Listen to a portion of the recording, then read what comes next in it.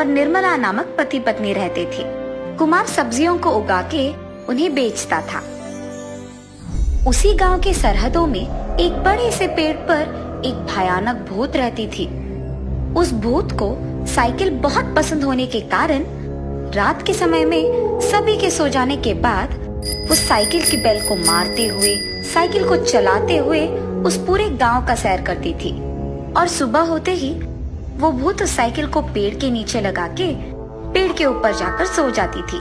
ऐसे ही वो भूत हर रोज करती थी।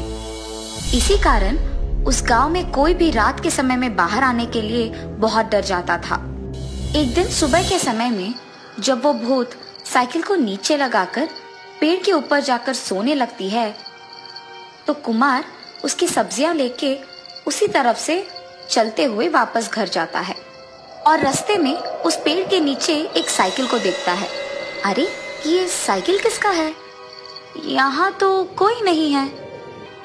ऐसे वो चारों ओर देखता है, पर कोई ना दिखाने देने पर वो सोच में पड़ जाता है। हाँ, ये साइकिल दिखने में बहुत अच्छा है और क्योंकि इसके आसपास कोई नहीं है, मैं इसे ले भी जाऊं तो किसी को पता नहीं चलेगा।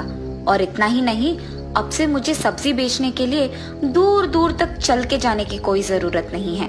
इसी साइकिल पे मैं अपनी सब्जियों को ले जाके उन्हें आसानी से बेच दूंगा।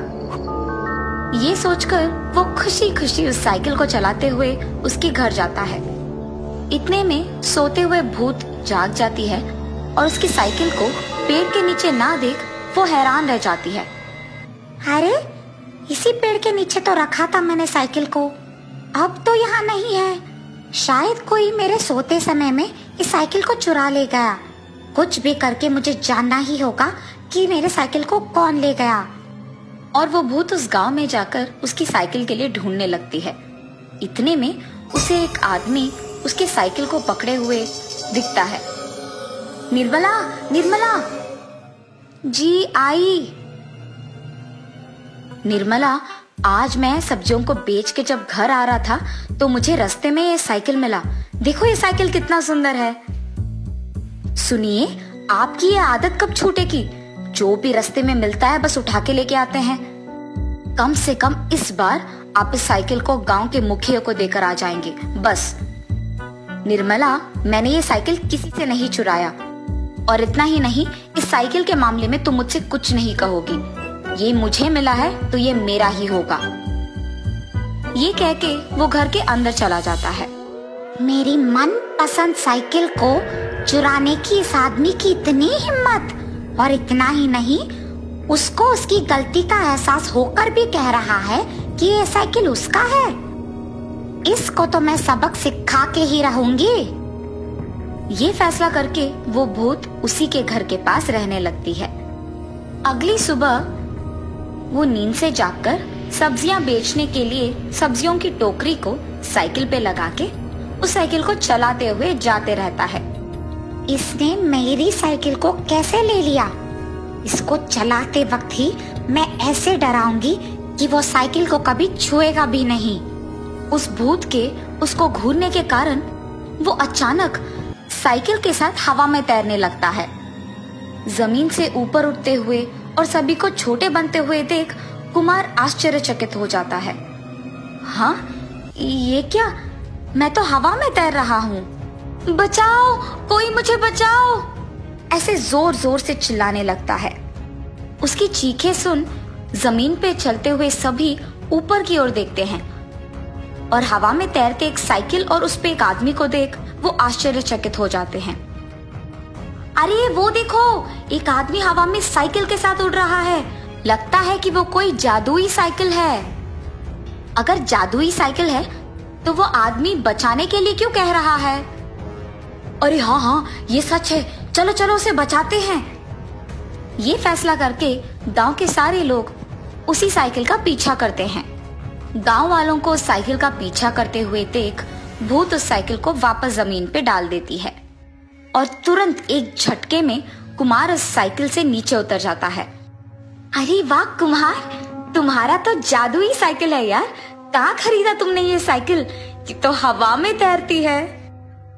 सभी के ऐसे पूछने के बावजूद कुमार कोई जवाब नहीं देता है और बस चुपचाप खड़े रहता है। कुमार, मुझे तुम्हारा साइकिल बहुत अच्छा लगा है, क्या मैं इसे एक बार चला सकता हूँ? हाँ, तुम्हारे साथ पीछे मैं भी बैठूंगा। नहीं, तुम दोनों इस साइकिल पे मत बैठो, इसे मत चलाओ। कुमार के चेतावनी देने के बावजूद नरेश और उसका दोस्त पीछे मौजूद सब्जी के टोकरी को निकाल के वहां से चलाने लगते हैं। तो अब इनको भी सबक सिखाना होगा। और वापस जब वो भूत उस साइकिल को घूरने लगती है तो वो साइकिल हवा में उड़ने लगता है। पर हवा में उड़ते इस साइकिल को देख नरेश और उसका दोस्त बहुत खुश होते हैं और तुरंत वो साइकिल ऊपर नीचे नीचे ऊपर ऊपर नीचे करते रहता है। और ये देख वो दोनों दोस्त डर के मारे कांपने लगते हैं।